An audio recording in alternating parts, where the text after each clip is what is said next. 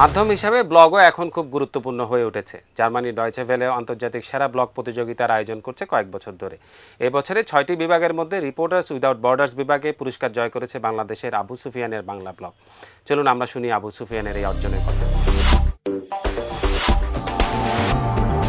গত 3 বছর ধরে জার্মান ডয়চে ভেলের এই প্রতিযোগিতায় বাংলাদেশের ব্লগাররা অংশগ্রহণ করছে। এবার 3200 ব্লগ এবং ওয়েবসাইট এই প্রতিযোগিতায় অবতীর্ণ হয় এবং 11টা ভাষার জুরিরা চূড়ান্ত প্রক্রিয়ায় নির্বাচিত করেন আবু সুফিয়ানের বাংলা ব্লগ, যেটি বাংলা ভাষায় আমি ব্লগটা পরিচালনা করে থাকি। আমার ক্যাটাগরি ছিল রিপোর্টার্স উইদাউট বর্ডার্স, যেটা ফ্রান্সের রিপোর্টার্স উইদাউট বর্ডার্স তাদের পার্টনার হিসেবে কাজ করছে এই প্রতিযোগিতায়। আমি বিচার বহির্ভূত হত্যাকাণ্ড, গুপ্ত হত্যা, গুম এবং মানবাধিকার বিষয়ক যেই রিপোর্টিংগুলো হয় সেই রিপোর্টিংগুলো আমি মূলত আমার এই ব্লগে আমি করে থাকি।